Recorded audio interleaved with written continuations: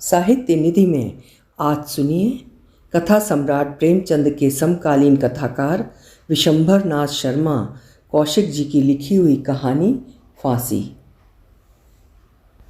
बाबू रेवती शंकर तथा पंडित कामता प्रसाद में बड़ी घनिष्ठ मित्रता थी। दोनों एक ही स्कूल तथा एक ही क्लास में वर्षों तक साथ साथ पढ़े थे। बाबू रेवती शंकर एक धन संपन्न व्यक्ति थे। उनके पिता रियासतदार तथा जमींदार आदमी थे। पंडित कामता प्रसाद मध्यम श्रेणी के व्यक्ति थे। उनके केवल 2 मकान थे। एक में वो स्वयं रहते थे, दूसरा 30 रुपये मासिक किराए पर उठा हुआ था। पंडित कामता प्रसाद के परिवार में केवल 4 प्राणी थे। एक तो वो स्वयं, उनकी पत्नी, माता तथा पिता। उनके पिता एक बैंक में हेड क्लर्क थे। पंडित कामता प्रसाद लखनऊ मेडिकल कॉलेज से LMS की परीक्षा पास करके आए थे और उन्होंने डॉक्टरी करना आरंभ ही किया था। पंडित कामता प्रसाद अपने छोटे से औषधालय में बैठे हुए थे। उनके सामने मेज़ पर सर्जरी अर्थात जर्राही के औजारों का एक बॉक्स खुला हुआ रखा था। कामता प्रसाद उसमें की एक एक वस्तु उठाकर बड़े ध्यानपूर्वक देख रहे थे। इसी समय उनके मित्र रेवती शंकर आ गए। रेवती शंकर ने कुर्सी पर बैठते हुए पूछा, क्या हो रहा है? कामता प्रसाद मुस्कुरा कर बोले, कुछ नहीं, कुछ सर्जरी का सामान मंगाया था, वो आज आया है, वही देख रहा था। रेवती शंकर भी उन वस्तुओं को देखने लगे। 3-4 बड़े बड़े चाकुओं को देखकर रेवती शंकर बोले, ये चाकू तो यार बड़े सुंदर हैं, जी चाहता है इनमें से एक मैं ले लूँ। कामता प्रसाद हंसकर बोले, तुम क्या करोगे? करूँगा क्या, रखे रहूँगा। अरे ये तो चीर फाड़ के काम के हैं। हाँ हाँ, और नहीं क्या, इनसे साग सब्जी थोड़ी कतरी जाएगी। मैंने सोचा कदाचित तुम इसलिए चाहते हो। कामता प्रसाद ने हंसकर कहा, अरे नहीं, ऐसा बेवकूफ़ मत समझो, मुझे अच्छे मालूम हो रहे हैं, इससे जी ललचा रहा है। तो एक ले लो। तुम्हारा सेट तो खराब ना होगा? नहीं, सेट खराब नहीं होगा, मैंने एक चाकू अधिक मंगा लिया था। तब ठीक है, कहकर रेवती शंकर ने एक चाकू ले लिया। बड़े तेज चाकू हैं। रेवती शंकर ने उक्त चाकू की धार पर उंगली फेर कर कहा, सर्जरी में तेज की ही आवश्यकता होती है। जितना ही तेज औजार होगा, ऑपरेशन उतना ही शीघ्र तथा अच्छा होगा। रेवती शंकर चाकू को एक कागज़ में लपेटकर जेब में रखते हुए बोले, यदि मुड़ने वाला होता तो बड़ा ही सुंदर होता। सर्जरी के चाकू मुड़ने वाले बहुत कम होते हैं। इतना बड़ा चाकू तो कभी भी मुड़ने वाला नहीं होता। खैर, कुछ रोगी वोगी आने लगे या नहीं? अभी बैठते हुए दिन ही कितने हुए? 1 महीने से अधिक तो हो गया होगा। तो फिर क्या बहुत दिन हो गए? 6 महीने में कुछ प्रैक्टिस चमकेगी, अभी तो केवल हाजिरी है। कुछ हर्ज ना हो तो आओ चलो घूम आए। मुझे काम ही कौन है, चलो चलें। किधर चलोगे? चलो इधर बाज़ार की ओर चलते हैं। बाज़ार की तरफ चल के क्या लोगे? चलना है तो इधर बाहर की ओर चलो, संध्या का समय है, खुली वायु का आनंद लें। बस तुम तो वही डॉक्टरी की बातें करने लगे। कौन हम रोगी या दुर्बल हैं, ये शिक्षा अपने रोगियों के लिए सुरक्षित रखिए। खुली वायु तो सबके लिए लाभदायक है, इसमें रोगी निरोगी की कौन सी बात है। खैर, इस समय तो बाज़ार की ओर चलो, फिर देखा जाएगा। अच्छी बात है, जैसी तुम्हारी इच्छा। कामता प्रसाद ने औजारों को बॉक्स में बंद करके अलमारी में रख दिया और नौकर से बोले, रामधन, हम घूमने जाते हैं, तुम 7:30 बजे बंद करके चाबी घर पर पहुंचा देना। ये कहकर कामता प्रसाद ने अपनी टोपी उठाई और रेवती शंकर से बोले, चलो। दोनों व्यक्ति चले और घूमते फिरते चौक पहुँचे। चौक में प्रविष्ट होते ही रेवती शंकर ने कहा, देखिए कितनी रौनक है, जंगल में ये आनंद कहाँ? कामता प्रसाद मुस्कुराकर बोले, निस्संदेह जंगल में तो ये भीड़भाड़ नहीं मिलेगी। आदमियों ही की तो रौनक होती है, जहाँ आदमी नहीं वहाँ क्या रौनक हो सकती है? अपनी अपनी रुचि की बात है, किसी को ये पसंद है, किसी को वो पसंद है। इसी प्रकार की बातें करते हुए ये दोनों व्यक्ति मंद गति से जा रहे थे। हठात रेवती शंकर ने कामता प्रसाद का हाथ दबाकर कहा, जरा ऊपर तो देखो। कामता प्रसाद बोले, ये कौन है? पहले तो इसे कभी नहीं देखा। जान पड़ता है कहीं बाहर से आई है। अच्छा सौंदर्य है, क्या बात है, हजारों में एक है, परंतु किस काम का? क्यों? वेश्या का सौंदर्य तो उस पुष्प के समान है जो देखने में तो बड़ा सुंदर है परंतु नीरस और निर्गंध है। अब लगे तुम फिलॉसफी बघाड़ने, मुझे इन्हीं बातों से नफरत है। झूठ थोड़ी कहता हूँ। रहने दीजिए, बड़े तत्ववक्ता के दुम बने हैं। अच्छा न सही, बोलो चलते हो, 5 मिनट बैठकर चले आएंगे, परिचय हो जाएगा। अजी बस रहने भी दो, तुम्हें हमारी कसम, केवल 5 मिनट के लिए। इस समय जाने दो, फिर किसी दिन। रेवती शंकर समझ गए कि कामता प्रसाद की इच्छा तो है पर ऊपर से साधुता दिखाने के लिए अस्वीकार कर रहे हैं। अतएव उन्होंने कहा, फिर का झगड़ा मैं नहीं पालता। तुम जानते हो मेरे जी में जो आता है वो मैं तत्काल करता हूँ। कामता प्रसाद ने कहा, तो ये कौन अच्छी बात है? न सही, पर स्वभाव तो है। टालने वाले पर लानत है। ओहो, इतने मुग्ध हो गए? अच्छा, लौटते हुए सही, तब तक ज़रा और अंधेरा हो जाएगा। हाँ, ये मानी। दोनों व्यक्ति आगे बढ़ गए और आधे घंटे तक इधर उधर फिरने के पश्चात लौटे। इस समय तक 7 बज चुके थे और यथेष्ट अंधेरा हो चुका था। जब वे दोनों उक्त मकान के नीचे आए तो ठिठक गए। रेवती शंकर ने एक बार इधर उधर देखा और खट से जीने पर चढ़ गए। कामता प्रसाद ने भी उनका अनुकरण किया। उपरोक्त घटना के पश्चात 1 मास व्यतीत हो गया। रेवती शंकर उक्त वेश्या के यहाँ स्वच्छंदता पूर्वक आने जाने लगे। उनके साथ कामता प्रसाद भी कभी कभी चले जाते थे। एक दिन संध्या समय रेवती शंकर वेश्या के यहाँ पहुँचे। वेश्या ने, जिसका नाम सुंदरबाई था, रेवती शंकर से पूछा, डॉक्टर साहब नहीं आए? हाँ, नहीं आए। वो बहुत कम आते हैं, इसका क्या कारण है? वो मेरे साथ के कारण चले आते हैं, वैसे वो वेश्याओं के यहाँ बहुत कम आते जाते हैं। सुंदरबाई ग्लानिमुख होकर मौन हो गई। रेवती शंकर ने पूछा, क्यों, डॉक्टर साहब की याद क्यों आई? डॉक्टर साहब बड़े भले आदमी हैं, मुझे वो बड़े अच्छे लगते हैं। रेवती शंकर के हृदय में ईर्ष्या का एक बवंडर उठा। उन्होंने पूछा, उनके आने से तुम्हें क्या प्रसन्नता होती है? हाँ, अवश्य होती है। और मेरे आने से? रेवती शंकर ने सुंदरबाई के मुख का भाव देखकर समझ लिया कि वो मिथ्या बोल रही है। उन्होंने कहा, नहीं, मेरे आने से नहीं होती। क्यों, आप मेरा कुछ छीन लेते हैं क्या? सुंदरबाई ने किंचित मुस्कुरा कर कहा। रेवती शंकर सुंदरबाई से एक प्रेमपूर्ण उत्तर सुनना चाहते थे, परंतु जब उसने केवल उपरोक्त बात कहकर मौन धारण कर लिया तो उन्हें बड़ी निराशा हुई। उनके मन में ये शंका उत्पन्न हुई कि कदाचित सुंदरबाई डॉक्टर साहब से प्रेम करती है। इस शंका के उत्पन्न होते ही कामता प्रसाद के प्रति उनके हृदय में द्वेष उत्पन्न हुआ। रेवती शंकर ने उसी समय निश्चय किया कि इस बात की जांच करनी चाहिए। उस दिन वो थोड़ी ही देर बैठकर चले आए। दूसरे दिन वो कामता प्रसाद के पास पहुँचे। उन्होंने कहा, कल सुंदरबाई तुम्हें याद कर रही थी। कामता प्रसाद नेत्र विस्फारित करके मुस्कुराते हुए बोले, मुझे याद कर रही थी? जी हाँ। भला मुझे वो क्यों याद करने लगी? तुम्हारे होते हुए उसका मुझे याद करना आश्चर्य की बात है। रेवती शंकर शुष्क हंसी के साथ बोले, क्यों, मुझ में कौन लाल टके हैं? लाल क्यों नहीं टके हैं? तुमसे उसे 4 पैसे की आमदनी है, मेरे पास क्या धरा है? तुमने अभी तक उसे 100-200 दे ही दिए होंगे। मैंने क्या दिया? फिर भी वो तुम्हें याद करती थी। इसीलिए याद करती होगी कि उनसे कुछ नहीं मिला, कुछ वसूल करना चाहिए।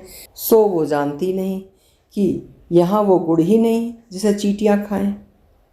खैर, जो कुछ हो, आज तुम मेरे साथ चलो। क्षमा करो भाई। नहीं, आज तो चलना पड़ेगा। भाई साहब, मेरी इतनी हैसियत नहीं कि मैं वेश्याओं के यहाँ जाऊँ। मैं गरीब आदमी हूँ, ये काम तो आप धनी लोगों का है। तो वो कौन तुमसे रोकड़ मांगती है? मांगे कैसे, जब कुछ गुंजाइश पावे तब तो मांगे। आपकी तरह मैं भी रोज़ आने जाने लगूँ तो मुझसे भी सवाल करे। अजी नहीं, ये बात नहीं। अच्छा खैर, आज तो चले चलो। माफ़ करो।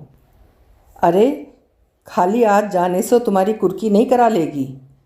नहीं, ये बात नहीं। तो फिर? वैसे ही, जहाँ तक बचूँ अच्छा ही है। आज तो चलना ही पड़ेगा। खैर, तुम जिद करते हो तो चला चलूँगा। दोनों सुंदरबाई के मकान पर पहुँचे। डॉक्टर साहब को देखते ही सुंदरबाई का मुख खिल उठा। उसने बड़े प्रेम पूर्वक उनका स्वागत किया। रेवती शंकर सुंदरबाई के व्यवहार को बड़े ध्यानपूर्वक देख रहे थे। सुंदरबाई ने पूछा, डॉक्टर साहब, आप हमसे कुछ नाराज़ हैं क्या? डॉक्टर साहब ने मुस्कुराकर कहा, नहीं, नाराज़ होने की कौन सी बात है। तो फिर आते क्यों नहीं? एक तो फुर्सत नहीं मिलती, दूसरे हम गरीबों की पूछ आपके यहाँ कहाँ।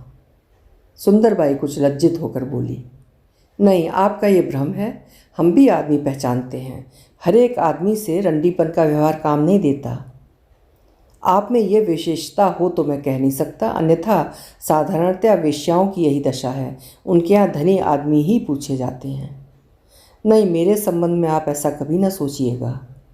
खैर, मुझे सुनकर ये प्रसन्नता हुई कि आप में ये दोष नहीं है। जब तक कामता प्रसाद बैठे रहे तब तक सुंदरबाई उन्हीं से बातचीत करती रही। रेवती शंकर को उसका ये व्यवहार बड़ा ही बुरा लगा। 1 घंटे पश्चात कामता प्रसाद बोले, अब मुझे आज्ञा दीजिए। सुंदरबाई ने कहा, आया कीजिए। हाँ, आया करूँगा। ये कहकर रेवती शंकर से बोले, चलते हो? तुम जाओ, मैं तो जरा देर बैठूँगा। अच्छी बात है, कहकर कामता प्रसाद चल दिए। उनके जाने के पश्चात सुंदरबाई रेवती शंकर से बोली, बड़े शरीफ आदमी हैं। रेवती शंकर रुखाई से बोले, हाँ, क्यों नहीं। इसके पश्चात दोनों कुछ देर तक मौन बैठे रहे। तदुपरांत रेवती शंकर सुंदरबाई के कुछ निकट खिसक कर बोले, सुंदरबाई, मैं तुमसे कितना प्रेम करता हूँ ये शायद अभी तुम्हें मालूम नहीं हुआ। सुंदरबाई ने कहा, यह आपकी कृपा है। रेवती शंकर ने मुंह बनाकर कहा, केवल इसके कहने से मुझे संतोष नहीं हो सकता। प्रेम सदैव प्रेम का प्रतिदान चाहता है। चाहता होगा, मुझे तो अभी इसका अनुभव नहीं हुआ। अब होना चाहिए। अपने बस की बात थोड़ी ही है। मैं तुम्हारी प्रत्येक अभिलाषा, प्रत्येक इच्छा पूर्ण करने को तत्पर रहता हूँ, फिर भी तुम्हें मेरे प्रेम पर संदेह है? न मुझे संदेह है और न विश्वास है। आप मेरी खातिर करते हैं तो मैं भी आपकी खातिर करती हूँ। केवल खातिर से मुझे संतोष नहीं हो सकता। मैं चाहता हूँ कि जैसे मैं तुमसे प्रेम करता हूँ वैसे ही तुम भी मुझसे प्रेम करो। ये तो मेरे बस की बात नहीं है। होना चाहिए। चाहिए तो सब कुछ, पर जब हो तब ना।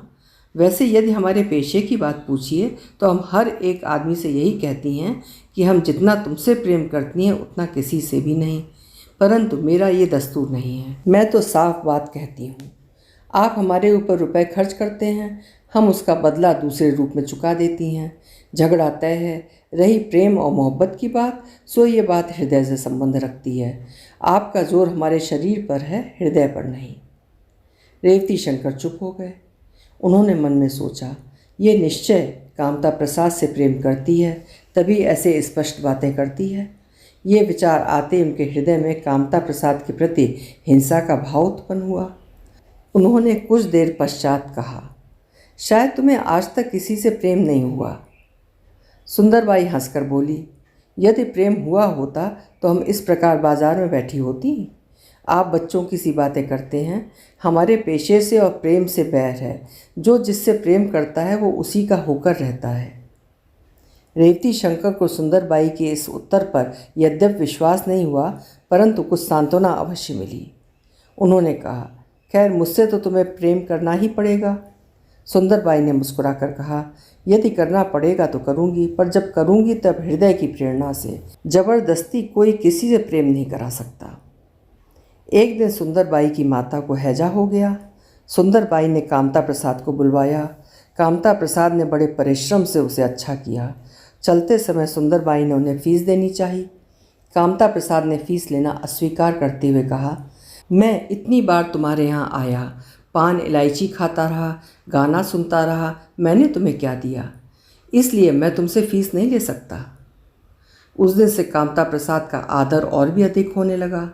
इधर जो जो कामता प्रसाद का आदर सम्मान बढ़ता जाता था, त्यों त्यों रेवती शंकर जल भुनकर राख होते जा रहे थे। वो सोचते थे, मैं इतना रुपया पैसा खर्च करता हूँ, पर मेरा इतना आदर नहीं होता जितना कामता प्रसाद का होता है। मेरे जाने पर भी यद्यपि वो मुस्कुरा कर मेरा स्वागत करती है, पर वो बात नहीं रहती। मुझसे वो कुछ खिंची सी रहती है। पर बात वास्तव में सत्य थी। सुंदरबाई रेवती शंकर से खिंची रहती थी। इसके 2 कारण थे। एक तो रेवती शंकर उसे पसंद नहीं था, इस कारण स्वाभाविक खिंचाव था। दूसरे व्यवसाय नीति के कारण भी कुछ खिंचाव था। सुंदरबाई को अपने रूप यौवन पर इतना गर्व तथा विश्वास था कि उन लोगों से जो उस पर मुग्ध होते थे कुछ खिंचे रहने से ही अधिक लाभ समझती थी। रेवती शंकर के संबंध में उसकी ये नीति सर्वथा लाभप्रद निकली। रेवती शंकर उसे प्रसन्न करने तथा अपने ऊपर कृपालु बनाने के लिए, केवल कृपालु बनाने के लिए ही नहीं वरन अपने प्रति उसके हृदय में प्रेम उत्पन्न करने के लिए, उसकी प्रत्येक आज्ञा शिरोधार्य करने के लिए प्रस्तुत रहते थे। इसके परिणाम स्वरूप सुंदरबाई को उनसे यथेष्ट आय थी। कामता प्रसाद के प्रति सुंदरबाई का व्यवहार इसके सर्वथा प्रतिकूल था। सुंदरबाई तो पहले ही से कामता प्रसाद के सरल स्वभाव, भलमनसाहत, व्यवहार कुशलता, स्पष्टवादिता आदि गुणों पर मुग्ध थी। कामता प्रसाद सुंदर भी यथेष्ट थे। उनका पुरुष सौंदर्य रेवती शंकर से सैकड़ों गुना अच्छा था, परंतु सबसे अधिक जिस बात ने सुंदरबाई पर प्रभाव डाला वो उसके रूप यौवन के प्रति कामता प्रसाद की निस्पृहता थी। कामता प्रसाद के किसी हाव भाव से ये कभी प्रकट न हुआ कि वो सुंदरबाई पर मुग्ध है। सुंदरबाई के लिए ये एक नवीन और अद्भुत बात थी। आज तक जितने पुरुष उसके पास आए वे सब उसकी रूप ज्योति पर पतंग की भांति गिरे, परंतु कामता प्रसाद पर उसका कोई प्रभाव नहीं पड़ा। अन्य पुरुषों के समक्ष वो अपनी श्रेष्ठता अनुभव करती थी, परंतु कामता प्रसाद के समक्ष उसे अपनी श्रेष्ठता का अनुभव न होकर उन्हीं की श्रेष्ठता का अनुभव होता था। श्रेष्ठता सदैव प्रशंसा तथा आदर प्राप्त करती है। यही कारण था कि सुंदरबाई का व्यवहार कामता प्रसाद के साथ निष्कपट तथा स्नेहपूर्ण था। इधर रेवती शंकर सुंदरबाई के प्रेम से प्रेमोन्मत्त हो रहे थे। वो ये चाहते थे कि उनके होते हुए सुंदरबाई किसी भी पुरुष की ओर न देखे। इधर सुंदरबाई की ये दशा थी कि जब कभी कामता प्रसाद कई दिनों तक उसके यहाँ न पहुँचते तो वो अस्वस्थ होने का बहाना करके उन्हें बुलवाती थी। उस समय कामता प्रसाद को केवल अपने व्यवसाय की दृष्टि से उसके यहाँ जाना ही पड़ता था। एक दिन रेवती शंकर संध्या के पश्चात सुंदरबाई के यहाँ पहुँचे तो उन्होंने देखा कि सुंदरबाई कामता प्रसाद के घुटनों पर सिर रख के बैठी है और कामता प्रसाद उसके सिर पर हाथ फेर रहे हैं। ये देखते ही रेवती शंकर की आंखों के नीचे कुछ क्षणों के लिए अंधेरा छा गया। इधर उन्हें देखते ही कामता प्रसाद ने शीघ्रतापूर्वक उसका सिर अपने घुटनों पर से हटा दिया और रेवती शंकर की ओर देखकर कुछ झेंपते हुए से बोले। इनके सिर में बड़े जोर का दर्द था। अतएव इन्होंने मुझे बुलवाया, मैंने दवा लगाई, अब कुछ कम है। रेवती शंकर कामता प्रसाद को सिर पिटाते देख ही चुके थे, अतएव उन्होंने समझा कि कामता प्रसाद केवल बात बना रहे हैं। उन्होंने एक शुष्क मुस्कान के साथ कहा, आपके हाथ लगें और दर्द कम ना हो, ये तो एक अनहोनी बात है। यह कहकर रेवती शंकर ने सुंदरबाई पर एक तीव्र दृष्टि डाली। सुंदरबाई उस दृष्टि को सहन न कर सकी। उसने अपनी आंखें नीची कर लीं। कामता प्रसाद खड़े होकर सुंदरबाई से बोले, तो अब मैं जाता हूँ, तुम थोड़ी देर बाद दवा एक बार और लगा लेना। बैठिए बैठिए, आपकी उपस्थिति दर्द को दूर करने में बहुत सहायता देगी। रेवती शंकर ने स्पष्ट व्यंग्य के साथ ये बात की। कामता प्रसाद रेवती शंकर के इस व्यंग्य से कुछ व्यथित होकर बोले, निसंदेह डॉक्टर से लोग ऐसी ही आशा रखते हैं, ये कोई नई बात नहीं है। इतना कहकर कामता प्रसाद चल दिए। उनके चले जाने के पश्चात रेवती शंकर ने सुंदरबाई से कहा, अब तो साधारण सी बातों में डॉक्टर बुलाए जाने लगे। सुंदरबाई ने कहा, तो फिर आप क्या चाहते हैं कि जब कोई मृत्युशैया पर पड़ा हो तभी डॉक्टर बुलाया जाए? नहीं नहीं, आप जब चाहिए बुलवाइए, मना कौन करता है? मना कर ही कौन सकता है? मेरा जो जी चाहेगा करूँगी, मैं किसी की लौंडी बांधी तो हूँ नहीं। रेवती शंकर होंठ चबाते हुए बोले, ठीक है, कौन मना कर सकता है? इस वाक्य को रेवती शंकर ने 2-3 बार कहा। सहसा रेवती शंकर का मुख रक्तावर्ण हो गया, आंखें उबल आईं। उन्होंने हाथ बढ़ाकर सुंदरबाई की कलाई पकड़ ली और दांत पीसते हुए बोले, कौन मना कर सकता है? मैं मना कर सकता हूँ, जिसने अपना तन मन धन तुम्हारे चरणों पर डाल दिया है। सुंदरबाई अपनी कलाई छुड़ाने की चेष्टा करते हुए बोली, अजी बस जाइए, ऐसे यहाँ दिन भर में न जाने कितने आते हैं। आते होंगे, परंतु मैं तुम्हें बता दूंगा कि मैं उन लोगों में से नहीं हूँ। सुंदरबाई ने एक झटका देकर अपनी कलाई छुड़ा ली और कर्कश स्वर में बोली, तुम बेचारे क्या दिखा दोगे? ऐसी धमकी में मैं नहीं आ सकती। चले वहाँ से बड़े वारिस खां बनकर। तुम होते कौन हो? वही कहावत है, मुंह लगाई डोमनी गावे ताल बेताल। रेवती शंकर ने कुछ नम्र होकर कहा, देखो सुंदरबाई, ये बातें छोड़ दो, इसका परिणाम बुरा होगा। क्या बुरा होगा? तुम कर क्या लोगे? खैरियत इसी में है कि चुपचाप यहाँ से चले जाइए और आज से यहाँ पैर न धरिएगा, नहीं तो पछताइएगा। रेवती शंकर अप्रतिभ होकर बोले, अच्छा ये बात है? जी हाँ, यही बात है। मैं आपकी विवाहिता नहीं हूँ, ये बातें वही सहेगी, मैं नहीं सह सकती। हाँ, अच्छे आए। हम लोग ऐसे एक की होकर रहें तो बस हो चुका। रेवती शंकर कुछ क्षणों तक चुपचाप बैठे होठ चबाते रहे। तत्पश्चात एकदम से उठ खड़े हो गए और बोले, अच्छी बात है, देखा जाएगा। इतना कहकर रेवती शंकर चल दिए। उपर्युक्त घटना के एक सप्ताह पश्चात एक दिन प्रातःकाल शौचादि से निवृत्त होकर कामता प्रसाद चाय पी रहे थे। उसी समय सहसा पुलिस ने उनका घर घेर लिया। एक सब इंस्पेक्टर उनके कमरे में घुस आया। उसने आते ही कामता प्रसाद से पूछा, डॉक्टर कामता प्रसाद आप ही हैं? कामता प्रसाद ने विस्मित होकर कहा, हाँ मैं ही हूँ, कहिए।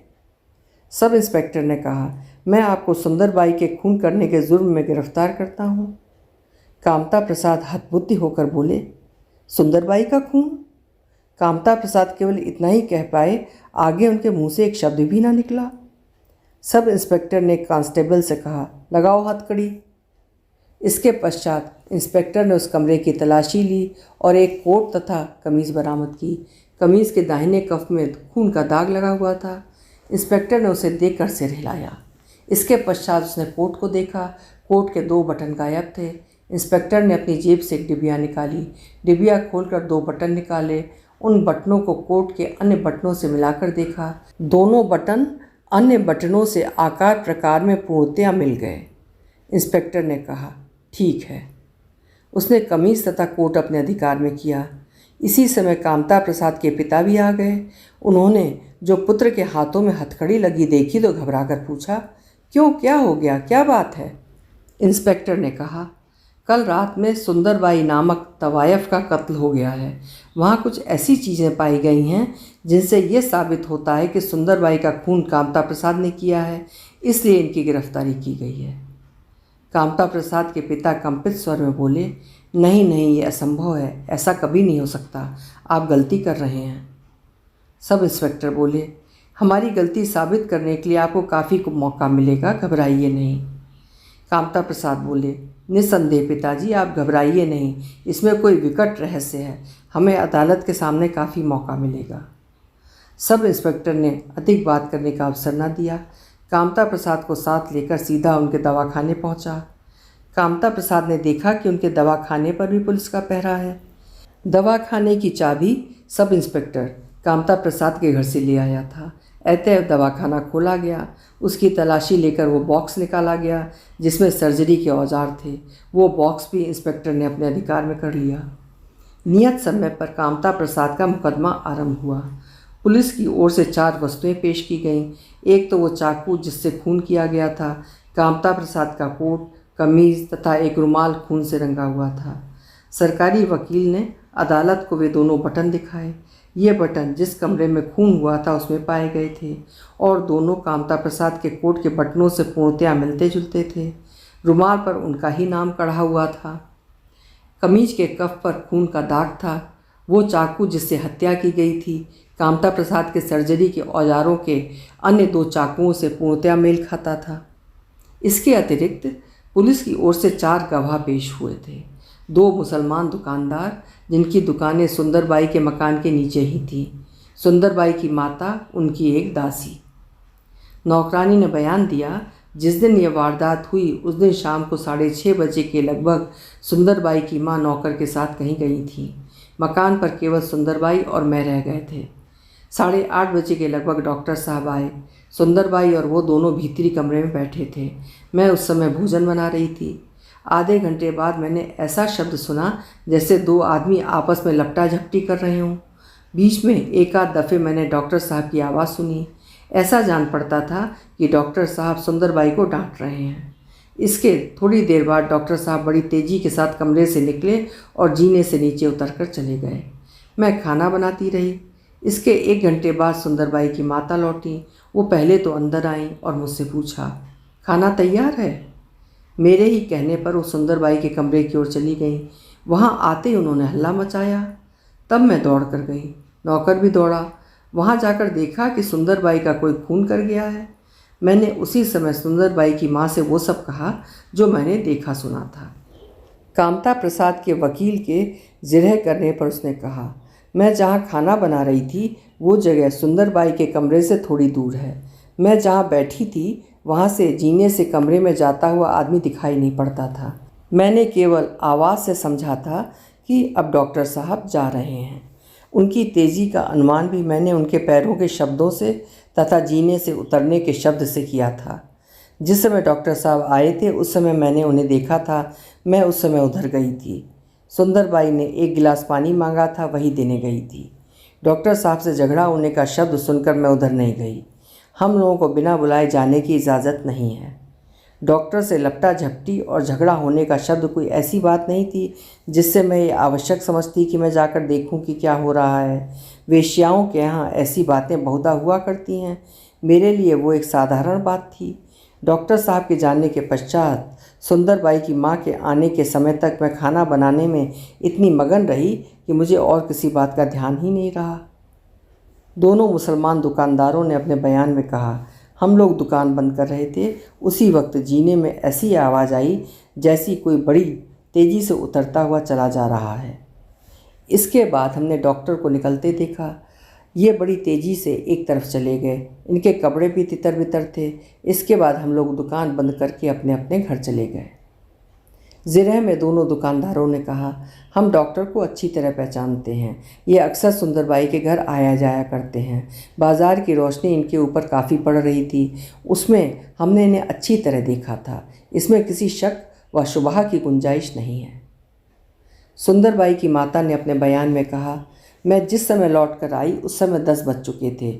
मैं एक दूसरी वेश्या को जिससे मेरी मित्रता है देखने गई थी। वो कई दिन से बीमार थी। मैंने कमरे में जाकर देखा कि सुंदर चित्त पड़ी है और उसकी छाती में चाकू घुसा हुआ है।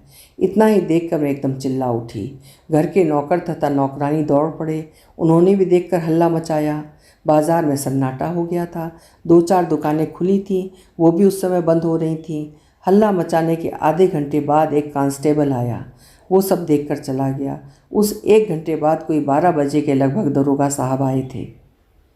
ज़िरह में उसने कहा, डॉक्टर साहब पहले हमारे यहाँ अपने एक दोस्त के साथ आए थे। उनका नाम रेवती शंकर है। वो बड़े आदमी हैं। वो बहुत दिनों हमारे यहाँ आते जाते रहे। इसके बाद उन्होंने आना जाना बंद कर दिया। उन्होंने आना जाना डॉक्टर के कारण बंद किया था। हमारे यहाँ उनमें और डॉक्टर में कभी कोई झगड़ा नहीं हुआ। सुंदरबाई ने एक दिन उनसे गुस्से में कह दिया था कि हमारे घर मत आया करो। इसका कारण ये था कि सुंदरबाई डॉक्टर को कुछ चाहती थी। मेरा विचार है कि डॉक्टर ने ही उससे कहा होगा कि रेवती शंकर को मत आने दो। एक दफ़े डॉक्टर साहब ने मुझे हैजे से बचाया था। तब से हम लोग उन्हीं को बुलाया करते थे। एक बार सुंदरबाई ने मुझसे कहा था कि डॉक्टर साहब का हृदय बड़ा कठोर है, इनके जी में जरा भी रहम नहीं है। मैंने उससे पूछा कि तुझे कैसे मालूम हुआ, तो इसका उत्तर उसने कुछ नहीं दिया था। कामता प्रसाद ने अपने बयान में कहा, मैं बहुधा सुंदरबाई के यहाँ जाया करता था। पहले मैं केवल मनोरंजन के लिए जाया करता था, परंतु बाद में सुंदरबाई की माँ को हैजे से आराम होने पर मैं उनका फैमिली डॉक्टर हो गया। तब से मैं बहुधा जाता था। कुछ दिनों बाद मुझे सुंदरबाई के व्यवहार से ये संदेह उत्पन्न हुआ कि वो मुझसे प्रेम करती है। तब मैंने आना जाना कुछ कम कर दिया था। जब मैं उनका फैमिली डॉक्टर था तब बहुधा बुलाया जाता था। उस दशा में मैं जाने के लिए विवश था। बहुधा सुंदरबाई झूठ मूठ अस्वस्थ बन जाती थी और मुझे बुला भेजती थी। इससे मेरा ये संदेह पक्का हो गया कि सुंदरबाई मुझसे प्रेम करती है। जिस दिन की ये घटना है उस दिन मैं 8 बजे के बाद दवाखाना बंद करके घर जाने लगा तो मेरी इच्छा हुई कि सुंदरबाई के यहाँ होता चलूँ। मैं उसके यहाँ गया। हम दोनों भीती कमरे में बैठे। पहले तो थोड़ी देर इधर उधर की बातें होती रहीं। इसके पश्चात सुंदरबाई ने मुझसे प्रेम की बातें करनी आरंभ की। मैंने उससे कहा कि मुझसे ऐसी बातें मत करो, परंतु वो मानी नहीं। मैंने उसे फिर समझाया। मैंने उससे कहा, मैं अपनी पत्नी से प्रेम करता हूँ, इसके अतिरिक्त मैं किसी अन्य स्त्री से प्रेम नहीं कर सकता। ये कहकर मैं उठकर चलने लगा। सुंदरबाई मुझसे लिपट गई। मैंने उससे डांट कर छोड़ देने के लिए कहा, पर वो नहीं मानी। उसने उसी समय मेरी पत्नी के संबंध में कुछ अनुचित शब्द कहे। उन्हें सुनकर मुझे क्रोध आ गया। मैंने उसे अपने से अलग करके जोर से ढकेल दिया। वो पलंग पर गिरी। उसका सिर पलंग के काट के तकिए से टकरा गया, जिससे उससे सिर से खून बहने लगा। ये देख मेरा डॉक्टरी स्वभाव जागृत हो उठा। मैंने झट जेब से रुमाल निकालकर खून पोंछा और घाव को देखा। देखने पर मालूम हुआ कि वो बहुत ही साधारण था, केवल चमड़ा फट गया था। जिस समय मैं घाव पोंछ रहा था, उसी समय सुंदरबाई पुनः मुझसे लिपट गई। तब मैंने वहाँ ठहरना उचित नहीं समझा और अपने को उससे छुड़ाकर मैं तेजी के साथ नीचे सड़क पर आ गया और अपने घर की ओर चला गया। चाकू की बाबत प्रश्न किए जाने पर कामता प्रसाद ने कहा, चाकू मेरे चाकुओं जैसे अवश्य हैं, परंतु वो मेरा नहीं है। मैं उसकी बाबत कुछ नहीं जानता। जितने चाकू मेरे बॉक्स में इस समय मौजूद हैं, उतने ही मेरे पास थे, उससे एक भी अधिक नहीं था।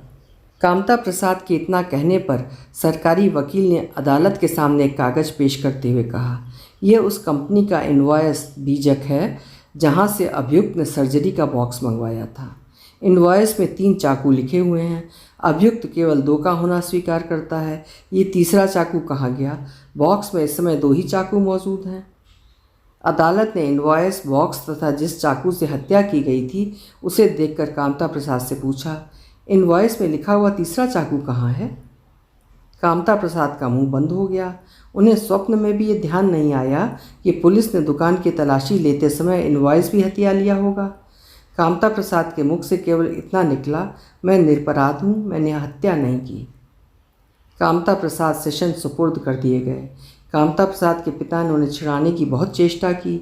इकलौता बेटा फांसी पर चढ़ा जाता है, ये विचार उन्हें अपना सर्वस्व तक देने के लिए बाध्य किए हुए था। अच्छे से अच्छे वकील जुटाए, परंतु कोई फल नहीं हुआ। कामता प्रसाद के विरुद्ध ऐसे दृढ़ प्रमाण थे कि वकीलों की बहस और खींचातानी ने कोई लाभ नहीं पहुंचाया। सेशन से कामता प्रसाद को फांसी का हुक्म हो गया। हाई कोर्ट में अपील की गई, परंतु वहां से भी फांसी का हुक्म बहाल रहा। इस समय कामता प्रसाद के माता पिता की दशा का क्या वर्णन किया जाए, जिसके ऊपर असंख्य आशाएं निर्भर थीं। जो उनके बुढ़ापे का स्तंभ था, वो आज उनसे छिना जा रहा है और सदैव के लिए। उनका घर इस समय शमशान तुल्य हो रहा था। कामता प्रसाद की युवती पत्नी, जिसने यौवन में पदार्पण ही किया था, रोते रोते विक्षिप्त हो गई थी। और क्यों ना होती? ऐसे योग्य, सुंदर, कमाऊ और प्राणों से अधिक प्यारे पति को आंखों के सामने असमय और ज़बरदस्ती मौत के मुंह में ढकेला जाता हुआ देखकर कौन पत्नी अपने हृदय को वश में रख सकती है? फांसी होने के 2 दिवस पहले कामता प्रसाद के माता पिता तथा उनकी पत्नी उनसे मिलने गई थी। उस समय का वर्णन करना असंभव है। चारों में से प्रत्येक ये चाहता था कि एक दूसरे की मूर्ति सदैव के लिए हृदय में धारण कर लें, परंतु आंसुओं की झड़ी ने आंखों पर ऐसा निष्ठुर पर्दा डाल रखा था कि परस्पर एक दूसरे को भली भांति देख भी न सके। हृदय की प्यास हृदय में हिमशिला की भांति जमकर रह गई। माता पुत्र को छाती से लगाकर इतना रोई कि बेहोश सी हो गई। उसके बैन सुनकर पाषाण की छाती भी फटती थी। हाय मेरे लाल, मैंने कैसे कैसे दुख उठाकर तुझे पाला था। हाय, क्या इसी दिन के लिए पाला था? अरे चाहे मुझे कोई फांसी दे दे, पर मेरे लाल को छोड़ दो। हाय, मेरा इकलौता बच्चा है, ये मेरी आंखों का तारा, बुढ़ापे का सहारा है। क्या सरकार के घर में दया नहीं है? क्या लाट साहब के कोई बाल बच्चा नहीं है? अरे कोई मुझे उनके सामने पहुंचा दो, मैं अपने आंसुओं से उनका कलेजा पसीज डालूंगी।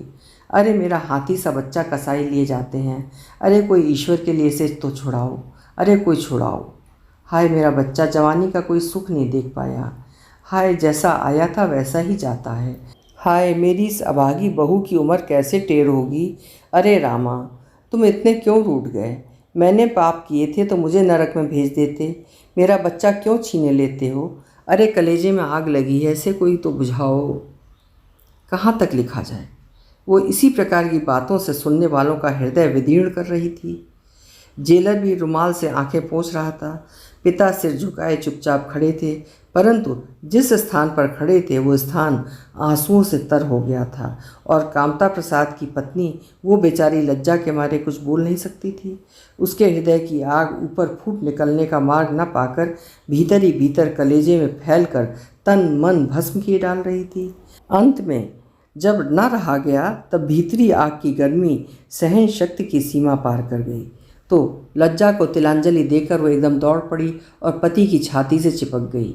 हाय मेरे प्राण, मुझे छोड़कर कहाँ जाते हो? केवल ये वाक्य उसके मुंह से निकला। उसके पश्चात वो बेहोश हो गई। उसी बेहोशी की दशा में उसे वहाँ से हटा दिया गया। कामता प्रसाद की आंखों से भी आंसुओं की धारा बह रही थी, परंतु मुंह बंद था। मुंह से कोई शब्द न निकले, इसके लिए उन्होंने अपने नीचे के होंठ इतनी जोर से दाबे कि खून बहने लगा। समय अधिक हो जाने के कारण जेलर ने भेंट की समाप्ति चाही, परंतु कामता प्रसाद के पिता ने कहा, कृपा कर 5 मिनट तो और दे दीजिए, अब तो सदैव के लिए अलग ही होते हैं। जेलर ने कहा, मेरा वश चले तो मैं आप लोगों को कभी भी अलग ना करूं, पर क्या करूं, नियम से विवश हूं। खैर 5 मिनट और सही। कामता प्रसाद की माता और पत्नी दोनों बेहोश हो जाने के कारण हटा दी गई थीं। केवल उनके पिता रह गए थे। कामता प्रसाद ने उनसे कहा, पिताजी, ये तो आपको विश्वास ही है ना कि मैं निर्दोष हूँ? पिता ने कहा, क्या कहूँ बेटा, मेरे लिए तू सदैव निर्दोष था। कामता प्रसाद बोले, मैं केवल कुसंगत का शिकार हो गया। कुसंगत में पड़कर न मैं वेश्या के घर जाता न ये नौबत पहुँचती। खैर भाग्य में यही बदा था, परंतु इतना मुझे विश्वास हो गया कि समाज न्याय की ओट में अन्याय भी करता रहता है। न्याय के नियमों को इतना अधिक महत्व दिया जाता है कि वह अन्याय की सीमा तक पहुंच जाता है। उन नियमों के लिए एक मनुष्य की सज्जनता, सच्चरित्रता, उसकी नेक नियति का कोई मूल्य नहीं। बड़े बड़े आदमी अच्छे मनुष्य के साथ वो उसकी क्षणिक कमजोरी के लिए भी वैसा ही व्यवहार करते हैं जैसा कि एक अभ्यस्त अपराधी के साथ। ये न्याय है। ये वो न्याय है जिसकी आंखें और कान हैं पर मस्तिष्क नहीं है। केवल 2-4 आदमी के कह देने से और मेरी कुछ वस्तुओं को हत्या स्थल पर देख कर ही न्याय के ठेकेदार मुझे फांसी पर लटकाए हैं। पिताजी, जरा रेवती शंकर को मेरे पास भेज देना, उससे भी मिल लूँ। यदि उससे भेंट ना होगी तो मेरी आत्मा को शांति नहीं मिलेगी। दूसरे दिन रेवती शंकर भी पहुंचा। रेवती शंकर से बात करते समय कामता प्रसाद ने सबको हटा दिया। जब एकांत हुआ तो कामता प्रसाद ने रेवती शंकर की आंखों में आंखें मिलाकर कहा, रेवती शंकर, जानते हो मैं किस लिए फांसी पर चढ़ रहा हूँ? ये सुनते ही रेवती शंकर का शरीर कांपने लगा। वो आंखें नीची करके बोला ही नहीं। कामता प्रसाद ने उसका मुंह ऊपर करके कहा, मेरी ओर देखो, घबराओ नहीं। मैं केवल इसलिए फांसी पर चढ़ रहा हूँ कि मैंने तुम्हें बचाने की चेष्टा की थी। मैंने अदालत में ये नहीं कहा कि वो तीसरा चाकू कहाँ गया, यद्यप मुझे याद था कि वो चाकू तुम ले गए थे। मैंने ये भी नहीं कहा कि सुंदरबाई से मेरे कारण तुम्हारा कई बार झगड़ा हुआ, तुमने उससे धमकी भी दी थी। रेवती शंकर, मैंने तुम्हें फंसाकर या तुम्हारे ऊपर संदेह उत्पन्न कराकर अपने प्राण बचाना कायरता और मित्रता के प्रति विश्वासघात समझा। यदि मैं पहले ही कह देता कि तीसरा चाकू तुम ले गए थे तो वो इनवॉइस की शहादत, जो मेरे लिए मौत का फंदा हो गई, कभी उत्पन्न ना होती।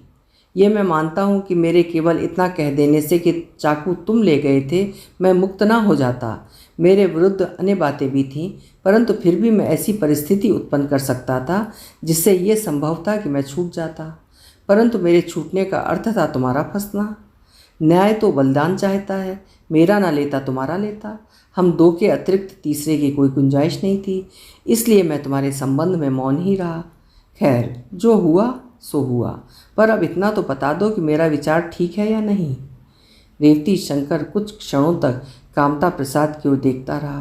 तत्पश्चात उसने आंखें नीची कर लीं और गर्दन झुकाए हुए कांपते हुए पैरों से पिटे हुए कुत्ते की भांति कामता प्रसाद के सामने से हट आया।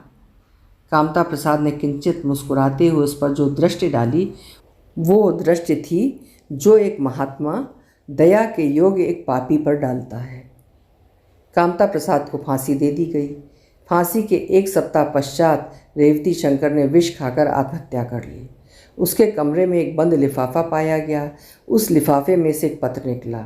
वो पत्र किसी के नाम नहीं था, केवल साधारण रूप से लिखा गया था। इस पत्र में लिखा था, सुंदरबाई की हत्या कामता प्रसाद ने नहीं, मैंने की थी। सुंदरबाई ने मेरे प्रेम को ठुकराया था, मेरा हृदय छीनकर मुझे दुत्कारा था। इसके लिए मैं उसे कभी क्षमा नहीं कर सकता था। मैं उसके प्रेम में पागल था। उसके बिना संसार मेरे लिए शून्य था। जिस दिन उसने मुझे अपने घर आने से रोक दिया, उस दिन से मैं विक्षिप्त सा हो गया। मैं इस चिंता में रहने लगा कि या तो उसे अपना बनाकर छोड़ूं या फिर उसे दूसरे के लिए संसार में न रहने दूं। मैं उसके मकान का चक्कर काटता रहता था, पर उस दशा में भी मुझमें इतना आत्मगौरव था कि मैं उसके मकान पर नहीं गया।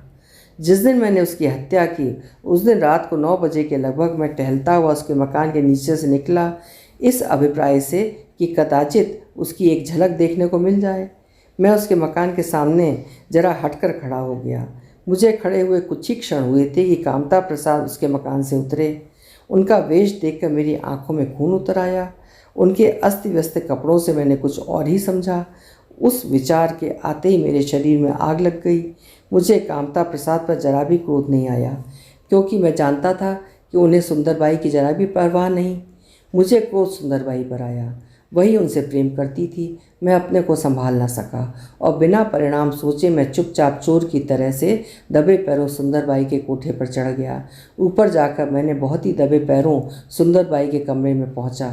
सुंदरबाई उस समय अपने पलंग पर लेटी हुई थी। उसके शरीर के वस्त्र अस्त व्यस्त थे। ये देखकर मैं क्रोधोन्मत्त हो गया। मैंने जाते ही एकदम से उसका मुंह दबा दिया, जिससे वो हल्ला न मचा सके। मेरे पास एक चाकू था। ये मैंने कामता प्रसाद से उस समय मांग लिया था जबकि उनका सर्जरी का सेट आया था। उस सेट का एक चाकू मुझे बहुत पसंद आया था, वो मैंने उनसे मांग लिया था। वो चाकू मुझे इतना पसंद था कि मैं उसे हर समय अपने पास रखता था। वो चाकू निकाल कर मैंने उसकी छाती में घुसेड़ दिया। मैं उसका मुंह दाबे था, इससे वो चिल्ला न सकी। जब वो ठंडी हो गई तो मैं उसी प्रकार चुपचाप उतरकर अपने घर चला आया। मुझे किसी ने नहीं देखा था। बाजार की अधिकांश दुकानें उस समय बंद हो चुकी थीं। मैंने घर आकर अपने खून से भरे कपड़े तुरंत जला दिए और निश्चिंत हो गया। जब मुझे ये ज्ञात हुआ कि कामता प्रसाद फंस गए तो मुझे बड़ा दुख हुआ। मैंने उस समय ये नहीं सोचा था कि हत्या का संदेह किस पर पड़ेगा। मित्र के फंसने पर मुझे कितना पश्चाताप और कितना दुख हुआ उसे मैं ही जानता हूँ, परंतु मृत्यु का भय, फांसी पर लटकने के भयानक विचार ने मुझे इतना कायर बना दिया कि मैं अपना अपराध स्वीकार करके कामता प्रसाद को न बचा सका। मैंने कई बार चेष्टा की कि अदालत में जाकर सब बातें कह दूं, पर फांसी के अतिरिक्त आजन्म कारावास अथवा काले पानी की सज़ा भोगने के लिए मैं सहर्ष प्रस्तुत था, परंतु मृत्यु, ओफ, उसके लिए उस समय प्रस्तुत नहीं था। कामता प्रसाद को फांसी हो गई। मैंने एक हत्या नहीं, 2 हत्याएं की। कामता प्रसाद को ये रहस्य मालूम था। जेल में अंतिम भेंट होने पर मुझे ये बात मालूम हुई। उस समय भी मैं इसी फांसी के भय से अपने मित्र से अपने इस गुरुतर पाप के लिए क्षमा न मांग सका। भय ने उस समय भी मेरा मुख बंद कर दिया था। अब मेरे लिए संसार शून्य है। मेरी सबसे प्यारी चीज़ सुंदरबाई भी नहीं रही। 2 हत्याओं का मेरे सिर पर भार है। पश्चाताप की ज्वाला से तन मन भस्म हुआ जा रहा है। इस घोर यंत्रणापूर्ण जीवन से अब मुझे मृत्यु ही भली प्रतीत हो रही है। इसलिए मैं आत्महत्या करता हूँ। ईश्वर मेरे अपराधों को क्षमा करके मेरी आत्मा को शांति देगा या नहीं, इसमें मुझे संदेह है, परंतु फिर भी जीवन से मृत्यु अधिक प्रिय मालूम होती है। रेवती शंकर। जिस समय कामता प्रसाद के पिता को ये बात मालूम हुई कि कामता प्रसाद निरपराध फांसी पर चढ़ा, उस समय उन्होंने कहा उसके भाग्य में यही लिखा था। परंतु इसके साथ ही ये बात भी है कि न्याय का ये दंड विधान हत्या विधान है। यदि मेरे लड़के को फांसी न देकर आजन्म जेल हुई होती तो वो आज छूट जाता।